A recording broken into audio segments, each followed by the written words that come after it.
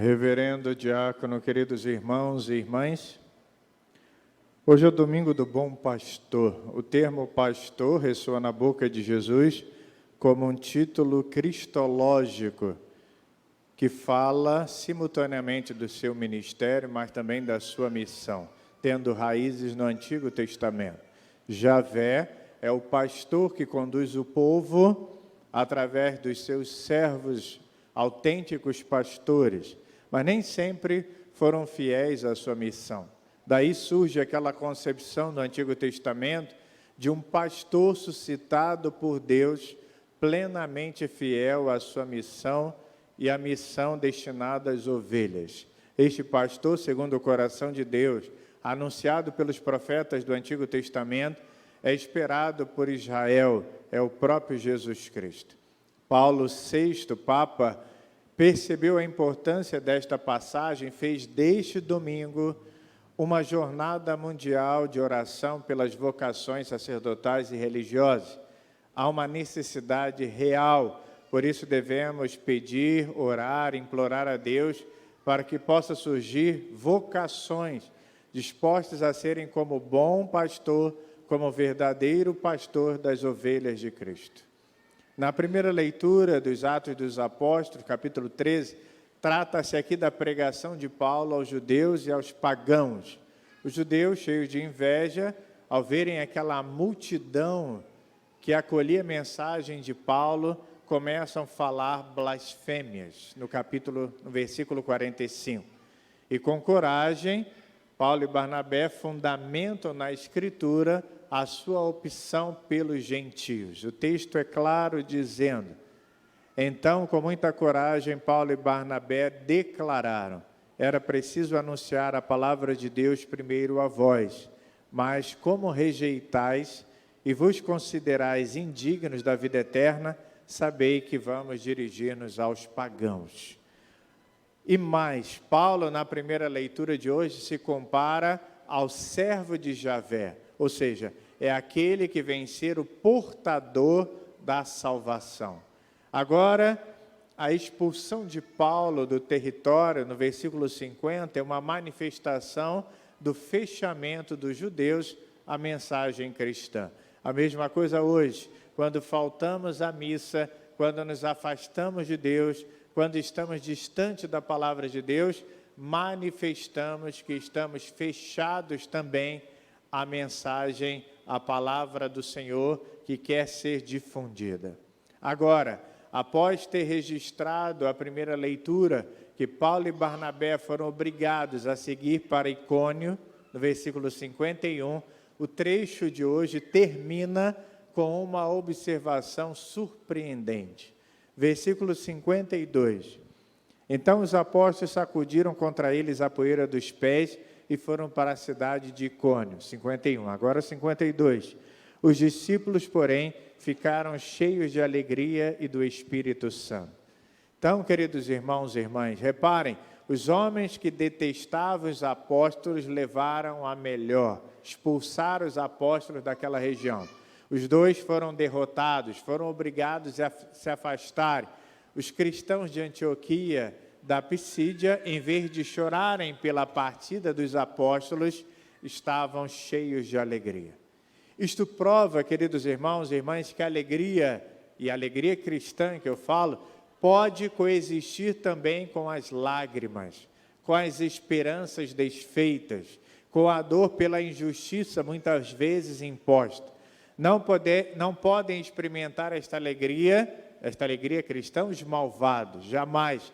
Contudo, não a podem provar nem mesmo os justos, se não tiverem a força de libertar do próprio coração aquele ressentimento contra os seus perseguidores, contra aqueles que fazem o mal. Ou seja, cultivar no coração o ódio, cultivar no coração o ressentimento, só afasta o homem da alegria cristã, da salvação.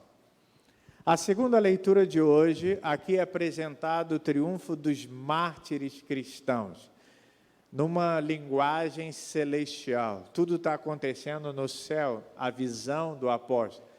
Era uma multidão incontável, com palmas nas mãos, diante do trono do Cordeiro, proclamando os louvores a Deus. É a vitória, é o triunfo marcado na segunda leitura de hoje. Pode-se até fazer uma comparação, esta leitura, com a festa das tendas, ou chamada festa dos tabernáculos, lá no livro do Levítico, no capítulo 23. A festa das tendas, ou a festa dos tabernáculos, inaugurava o ano novo.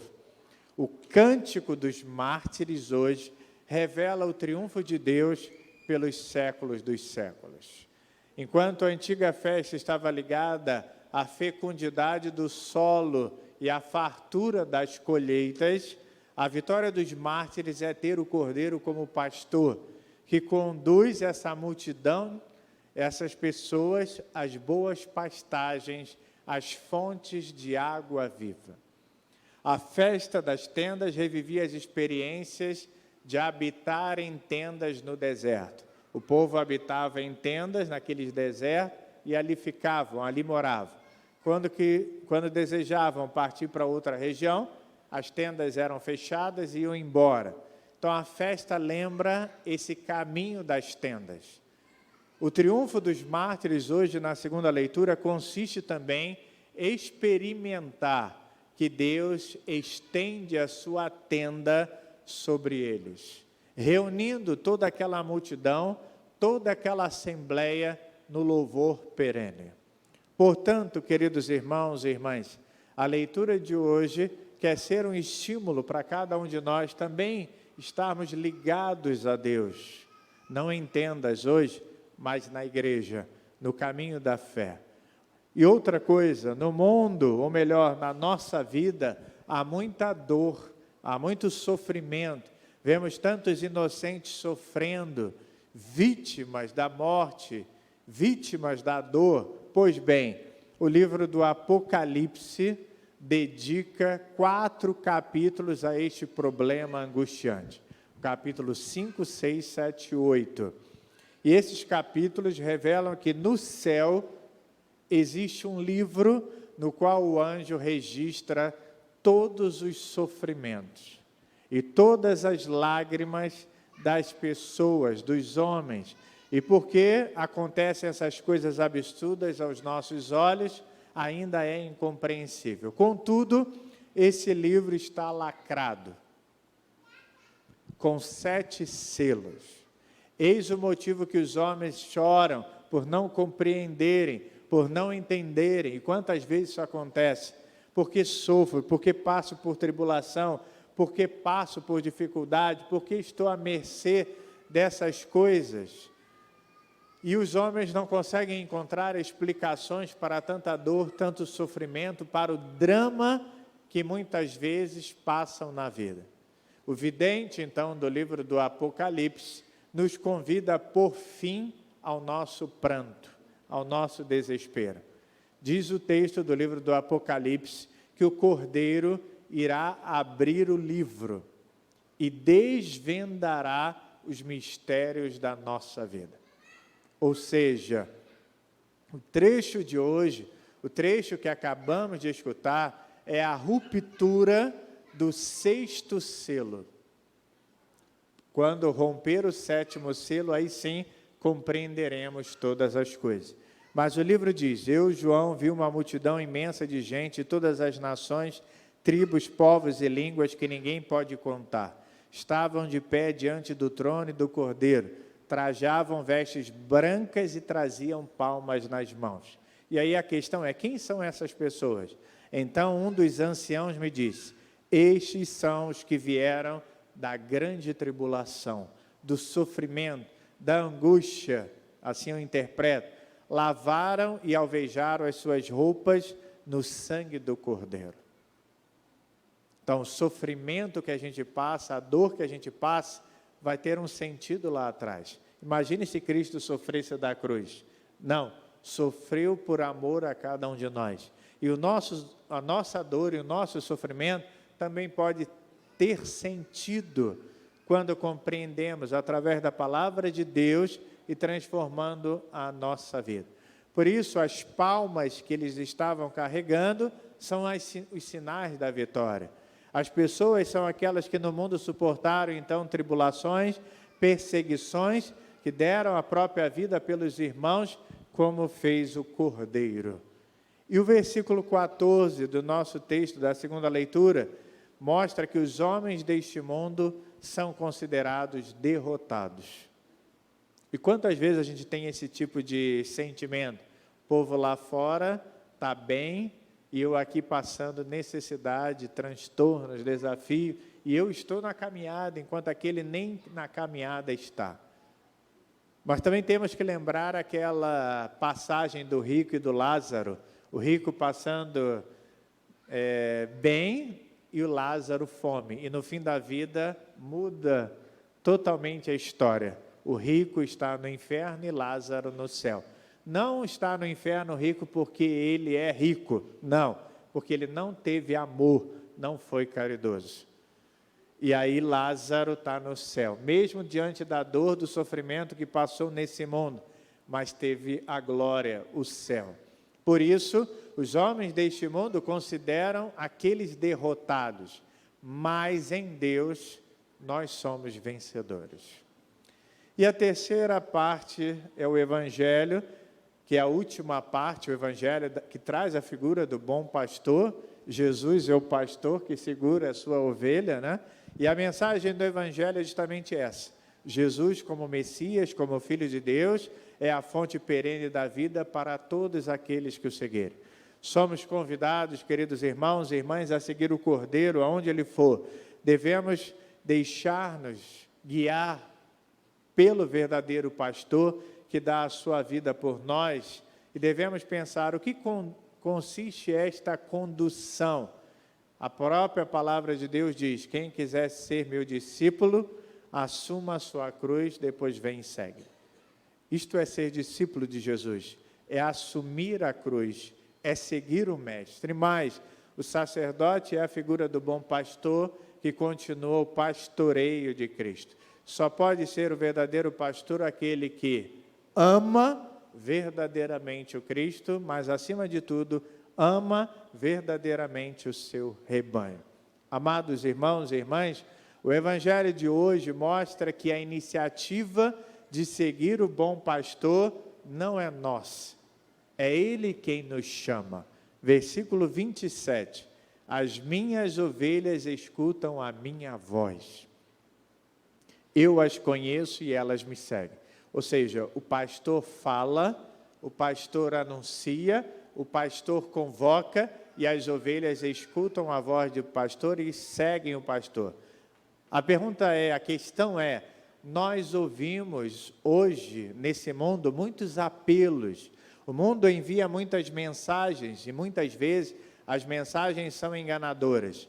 São muitos que se apresentam como falsos pastores, que prometem conforto, felicidade, dinheiro, nos convidam a segui-lo. E quantas vezes isso acontece? Existem muitas denominações religiosas que pregam uma prosperidade. Venham e vocês serão ricos. Mas não é esse o tipo de anúncio que Jesus vem mostrar. Por isso a pergunta é: como conseguir identificar dentre tantas vozes, tantos anúncios, a voz do verdadeiro pastor? E é preciso, queridos irmãos e irmãs, a partir desta pergunta, desta reflexão, apurar os nossos ouvidos, compreender o sentido da mensagem. Reparem, se você escuta uma pessoa durante 5 minutos, depois passa 1 ano sem ver a pessoa, quando encontra esta pessoa, você não consegue identificar a voz dela. Não consegue. Porque tem um espaço muito longo. Você já deve ter esquecido a voz daquela pessoa. Mas se você passa constantemente a conviver com aquela pessoa e escuta sempre aquela pessoa, o dia que você não a enxergar, mas escutar ao fundo uma voz, e esta voz é dela, você vai conseguir entender, é fulano. Não é assim que acontece? A mesma coisa é a palavra de Deus. Se você escuta a palavra de Deus uma vez e passa muito tempo sem ir à missa, sem escutar a palavra de Deus, sem ouvir Jesus falar, quando Ele falar, você não vai escutar a sua voz, não vai compreender quem é Jesus. E esta é a grande questão do Evangelho de hoje. Jesus, Ele não promete sucesso, Ele não promete triunfo, Ele não promete vitória em todas as coisas, em todas as realidades da nossa vida. Ele promete o céu, Ele promete a salvação. E aí temos a imagem do livro do Apocalipse. Aquelas pessoas que passaram por esse mundo na tribulação, hoje estão no céu, porque lavaram as suas vestes no sangue do Cordeiro.